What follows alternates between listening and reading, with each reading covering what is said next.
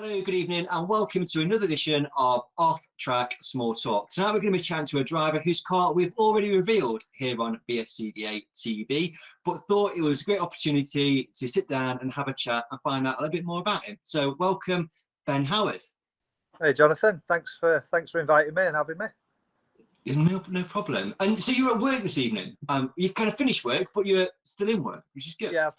Yeah, I finished work for the evening. I've obviously changed my shirt, or else I'd be getting off for wearing my team kit. But yeah, no, I'm still down. I'm down in Oxford, down at Grove at the factory tonight. Yeah. Today and tomorrow, and then back home at the weekend. Yeah. So we interviewed Finn Sargent the other day, and off camera we were talking that obviously works down at Williams in the factory. You came up in conversation, and he said that you're like dead famous there. He genuinely said that. He did, didn't he, Jordan? Jordan's nodding. He said you're dead famous. I very much doubt it. I might be in his eyes. We get, me and Finn get on really well, and obviously his dad. But yeah, I wouldn't go that far, Jonathan. No, I think it's more the other way around, because when I break all the bits on the car at work, everybody hates me when I come to the factory because they got to fix them. Okay, so infamous then, maybe you might be infamous for that one. Yeah. I definitely spice it up a bit when I'm back down at the factory anyway. Good. So let's talk a little bit about you. So in terms of, I guess, a racing career, you did a bit of Formula 2 prior to sort of coming into Formula 1. Was that a formula you enjoyed, and was there a reason why you went into Formula 2 initially? Yeah, well, I mean, I've always followed stock cars. My dad was, he was really close friends to Stuart Smith Senior. So I've been quite close to Stuart Junior throughout his racing and Andrew. So I've followed it for many years. Obviously love motorsport, cars and stuff like that. But I used to race two wheels enduro bikes. Okay. So that was my little, Sunday afternoon practicing, playing during the week. That was my thrill thing. But after getting into it quite seriously, and then getting the job here at Williams, motorbikes and breaking bones didn't go down too well for my actual career as such. I was never going to be, world champion motorbike rider, but I was more into, I need to pay the bills at home, so having to basically knock the bikes on the head then made me look towards getting into Formula 2s. Yeah. Okay. So how long did you do Formula 2s for, if you do? So I did, obviously, same situation now. I struggled to get weekends off with work. So the first thing I did is I hired Formula 2 through TMR, Rob Mitchell. Yeah. So I did 2 seasons of hiring a car with Rob, and had some decent results and wins and podiums and things, and then decided to buy my own and go at it that way. And then I did another 2 seasons with my own car. And then I got the bug, didn't I? That was it. Yeah. So let's talk about Formula 1. Let's talk about Formula 1. So I guess a similar story. You had 6 meetings in sort of borrowed cars. Was that a case of sort of testing the water, like, do I want to do this? I always, in my mind, I could never afford to do Formula 1s. So Ricky was kind enough, Ricky Wilson 502, to lend and hire me his car when I could, and that was mega. We did some shale, did some tarmac, we went to Venray. It was just like, I just thought, if I've got the opportunity and can do it, then I did it. Yeah. But it was, the same thing. It was like, deep down, I always wanted to race Formula 1, because I'm pretty sure everybody wants to go to the big league. So it was kind of, I don't know, it really fell really weird into place how it all happened. I kind of got a good offer from a Formula 2, and I was then going to have a go at building my own tarmac Formula 2 car. Yeah. I'd sold the shell car, but then all of a sudden, Mr. Hunter came up with a bit of a deal on some old chassis that he had lying around, and I basically couldn't say no. So I guess, like you described your job Obviously, you're working away at weekends and away for quite a lot of the season. So it feels like a big decision, I guess, to commit to Formula One stock cars, to have your own car. Was it a big decision? Yeah, it was massive. I mean, to be honest, everybody told me not to do it, because if you're going to race Formula One, you need transport, you need crew, you need people back in the garage. You need obviously somewhere to store it that's bigger, and then the costs to go with it. So, majority of my friends that raced F1 was like, to be honest, you don't do it. Just keep hiring a car, just keep hiring and borrowing and things like that. But deep down, with the plan with the two chassis, I just wanted a project, and I thought I want to do it on my own and see what I can do. So yeah, that's really how it fell into place. Okay. So was there an element of, when you were sort of racing Ricky's car, for example, were you a bit mindful that it wasn't your car? So if you did kind of break it and damage it, actually, it's not yours to mend. Was that on your mind? Yeah, definitely. I mean, I had the similar thing when I was hiring the Formula 2. I think it's the same for everybody. If it's, like you say, not your own, and you have to pay a bill at the end if you get damage and stuff, you're never really going to attack it like you want to. So getting your own car and having one now, it's going to be maximum attack now. So I don't care. Win it or bin it's going to be now. So you mentioned the car, or we mentioned one, maybe two cars. So we revealed a car that you've done ready for 2021 over the Christmas break. Is that predominantly for Shale? And have you got, like, say, another car in the background for tarmac, or are you going to do dual surface, or? Yeah, so the plan is to dual surface this one, predominantly Shale, because I've got my eyes on kind of mastering the Shale. Tarmac really enjoy. Had some good results on tarmac, so I just thought, no, we'll aim this car to be predominantly on Shale, and especially with like Bradford, Odsall coming back now, and some good tracks there. I was planning on doing more Shale, but with the job and the time and the free weekends I get, if there's a tarmac meeting, then we'll go and have a go. We'll go and have a go on tarmac. So yeah, that's the plan. Okay. And have you got another chassis kind of sat there? Did you say sort of not doing anything, or to do something with it? I've got the sister car to the one I have now, which was built for tarmac. So the plan is to get this one up and running, and then in the background, kind of get on and do a similar thing with the tarmac one, and just no rush, just when I can, plod on with it, and hopefully get that to a spec that'll be a bit better than this one on tarmac. Yeah. Okay. And you mentioned they came from sort of via Will Hunter. Was it like a deal to take both off his hands, if you like? Yeah, that was it. Will and Warren were kind enough to say, because Warren helped me out with the Formula 2s with some sponsorship, and then the deal carried on into the F1, and with the two chassis and all the spares and things like that, it was good for him to offer me that. I can't really thank him enough. Without that deal, I probably won't be in this this situation where I am now. Yeah. No, brilliant. Thank you. The car that you revealed with us over Christmas does look fantastic, and I guess for those people who missed it, here's some pictures for you to have a look at right now.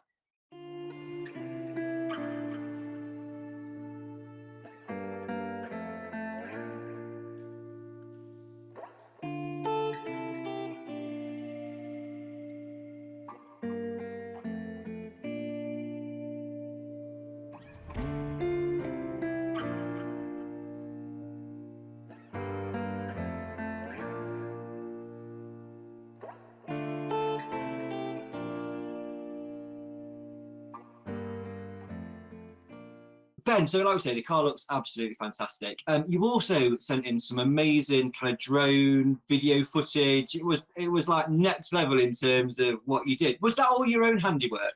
That was a China special drone that I bought a couple of years ago, that I used to just mess around and annoy people with, and take pictures of them sunbathing in the back garden. No, I didn't. You did, I was going to ask you that, but you've covered it already. Good. And I was like, yeah, let's try and spice it up. So I taped my GoPro to it and did a bit of flying around, and then edited it on the the GoPro thing. So yeah, it turned out all right. Took a few vodkas and a few nights to get it right, but Yeah. in the end, I think it come across all right. No, brilliant. I was going to say, was it all a one-take wonder, or actually it was a few goes at it? No, there was definitely a few goals where one of them I did crash into the aerofoil with it, so that was definitely an outtake. But yeah, no, it was good. Who's that? Is somebody looking at you like going, who's he talking to? Yeah, everybody's all the lads are finishing off, and they're all what I'm doing. But yeah, I think there's not many people left now. It's because you're famous. I keep saying this. So you mentioned tarmac, and I guess like you had a great meeting at Birmingham. You won your gala final. I mean, in terms of somebody who's hiring a car and not done many meetings, you must have been really proud of that achievement. Oh, that was unreal. That all fell together. I was down to use Ricky's car, but unfortunately, I think it was the weekend before or 2 weekends before, he decided to have an argument with a wall at Buxton. Yeah. So the car was unavailable. And then Sarge, I just got a message. I think it was like the Thursday or the Friday, and Finn had broken his wrist, or he damaged his wrist in the workshop, and he said Finn's car's available if you want.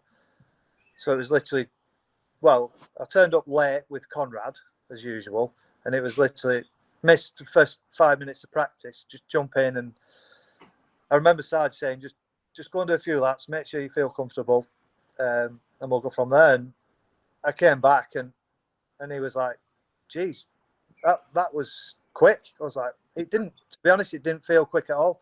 Yeah. The car felt like a it felt like a wallowing pig. It was rolling in the corner, and but then we didn't do anything to it. Literally, we ran the same set of tyres all meeting. Went out in the first heat. I think I got a second in that, and then the final it just worked. It was one of them meetings. All right, I was from white, which I was gifted, but I think there was 3 or 4 yellow flags and whatnot. I was just lucky; it just fell into place really, and I had enough pace to stay up front. So it was a bit of a surreal experience, but it was good. It must be though when you look at the internet or Stockholm magazines and you're there with final winners trophy and stuff. It just must feel odd. Do you know what I mean? In some respects, when it's not really happened before. No, it was great, and especially being the Dave Leonard Memorial meeting as well. Yeah, I was quite close to Dave because he lived in the same village as me at home. Okay. So to bring that trophy back to Rochdale to Whitworth for 12 months and have it sat in the front room, it was. That was the other big one, winning that trophy, because it was quite special to me, really. Yeah, brilliant, lovely. Thank you for that. You were behind a great PR stunt, if you like, in terms of you got the 2 Williams drivers to Northampton and did a sort of PR day with them in stock cars.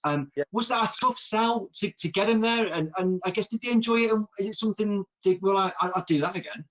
That was absolutely nothing to do with me. That was Autosport and Sky Sports got in contact with Williams, because to be honest, when I came back from, I think I won the race at Birmingham. Then I went away with work for a race weekend, and then obviously all the pictures came out, and then when I got back to the factory, I got asked to go up to the office, and I thought I was in the shit because all the pictures were in my pit crew overalls, my Martini ones. Yeah. And I thought, I'm going to get seriously thrashed for this. But I went up into the office, and the guy from the director, whoever from Sky, was like, would you be interested in doing a race off between the 2 drivers if we organise it? I was like, are you silly question, Yeah. Also, so it just stemmed from that really. So then it was just a matter of choosing a date, choosing a track, and then getting the available drivers to come with some cars. And no, it was mega. They loved it. They loved every single minute. Yeah. Well, is there a case of were they like, this is just bizarre because it's Formula One and it's Formula One, but the differences are just monstrous, aren't they? Did they kind of go? They were. It was the week, or maybe 2 weeks before the British Grand Prix as well. So that was. Yeah. It fell in quite well with that.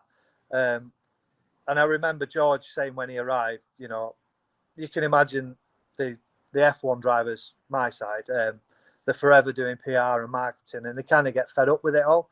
You know, they do their race weekends, they have to do all the media stuff, and they finish on a Sunday and they switch off. You know, you have a couple of days back, but then to do extra stuff when you're supposedly like meant to be relaxing, they kind of come across as if they don't want to do it. But once they got in the car and did a few laps in practice, we couldn't stop them the first run. So they kept going round and round and round. We were throwing flags in the track and everything, trying to get them to stop. But they absolutely loved it. Yeah, they did. Both. Well, everybody, Martin as well. Yeah, it was good. Yeah, lovely, brilliant. Thank you very much for that. Yeah, and I thought it was. I mean, everybody kind of attributes that to you, to be fair. And I guess, you know, with that link obviously with Williams, but a great explanation as to how it came about. And but it was brilliant. Well done. Yeah. Just about, I guess, circuit racing. So Roger Bromley, really close friend. Whenever I've been to circuits with him, he's been in the race garages. I've always been really surprised at how many people that are on circuits like know about stock cars, that, you know, Formula One stock cars, especially that have been racing or, you know, aware of it. Is that the same with you guys? Is there lots of people that are aware of Formula One stock cars? I was shocked because, you know, I kind of I do kind of keep it to myself a little bit. But after the, you know, like the Sky thing and getting in the results the odd time, and, you know, when you do see it in the media and stuff, the amount of people, like there's what, nearly 600 employees at the factory at Williams. You know, first of all, the amount of people that came up to me saying, "Oh, I never knew you raced stock cars. You know, I used to go to wherever with my dad, and, you know, we tried this and that." And the same when I went to the following race. You know, I had friends in other teams that were same thing. You know, they said, "I never knew you raced stock cars, this and that." So my uncle used to mechanic for such and such a person. And things like that. It is a really small world. It is. Yeah. I find it bizarre. I just find it very bizarre. And, you know, you just think stock cars are this kind of small little thing, but actually it's so far reaching and so many people have kind of been to it or are involved in it, or, you know, it's bizarre. Anyway. I agree. Good. Right. So looking at you again and sort of the season ahead, are you setting yourself any sort of targets, aspirations, aims? Yeah, I want to win my first heat, final, and national. Good. That's a strong target. I like Well, my philosophy is there's no point doing it if you don't want to win. You know, if the car's not on the pace, fair enough. But I and we will try our best to turn up and do as best as we can. Yeah, that's my goal, is just to get the best out of everything and make sure we're prepared and the car's good. Yeah, that's good. I like your target. It's very good. It's a bit more difficult for you, I guess, to kind of go, well, I'm going to go racing this weekend. Have you got your first meeting kind of penciled in? Yeah, so we've shut the car down. We went to Birmingham, just did a couple of laps with that. Next thing will be Sunday, Northampton practice. So we're going to go down there. Yeah. Get it dialed in on the Shale. Fortunately, I can't do Kings Lynn because that clashes with Monaco. Yeah. So I won't be able to do that one. But then I'm planning on doing the 29th and 31st that weekend. Yeah. And at this moment in time, that's all I've basically looked at because it's quite busy after that. Yeah. But as soon as I've got a free weekend and the missus lets me, then we're going racing. So, you know, like next weekend, you're going to be sat there in the sunshine at Monaco, but it's part of you kind of going, "Oh, Kings Lynn." Do you know what I mean? There's 70 cars at Kings Lynn. I know. Yeah, my phone. I think my phone will be on. Will be hidden somewhere. If there's a live feed, then I'll definitely be watching it. Yeah. Brilliant. And you've kind of we've sort of talked a little bit about it, but I mean, you can't do all this on your own. Have you got sort of a decent sort of team behind you? Because, you know, nobody can do Formula One stock cars, you know, on their own at this day and age, can they? Yeah. To be honest, all the work on the car I did myself, more or less. But then, like you say, when it comes to the meeting and mechanics and stuff, I'm really lucky. Conrad Conrad Wilson, he's helped me out massively. So he's going to come along, and I've managed to get Jeff Coleman, who was Stuart Smith's mechanic, who's local to me as well. So those two are going to be the main men. Conrad's, I'm going to keep him off the spanners, to be honest, because he's a little bit rusty and getting old, but he can drive the truck, so that's a plus. Yeah, good. And then no, Jeff knows what he's doing, so we should be all right. But it's one of those, I've had so many people that have offered help, and even competitors, drivers, and people that have said, if you're ever stuck at a meeting, or if you can't get work done when you're back home, the support I've had has been amazing. So yeah, I'm really, really chuffed with that. Yeah, no, it's brilliant, and I guess it just demonstrates how, I guess, supportive the Formula One community is, isn't it, in terms of helping and getting people out on track, which inevitably is. So yeah, definitely. Ben, thank you so much for taking the time out to talk to us this evening. Is there anything you'd like to add before we go? No, well, just want to thank everybody, really. Everyone that's helped me get to this, this point with the car. Obviously, all my sponsors, everyone behind the scenes that have, chipped in, mucked in little ways, big ways. I just want to say a massive thanks, and watch the results. I'll pay back in the results, hopefully. Yeah, good. And just one thing before we go, talking about that kind of the whole PR thing. And I like the fact you did the T-shirt change so you can see your sponsors on your arms. It's very good. You're very up on it. Yeah, very good. I'll give them a quick flash look. Yeah. CW on the pack, Flam, GBE, Shaw Tyre, Conrad, A&G brands. See, there we go. Perfect. Bit of a shout out there. Ben, thank you so much for your time, and look forward to seeing how you get on at Northampton, Bradford in a couple of weeks. Cool. Thanks very much, Jonathan. Thanks for having me. Cheers. Thank you. Bye-bye.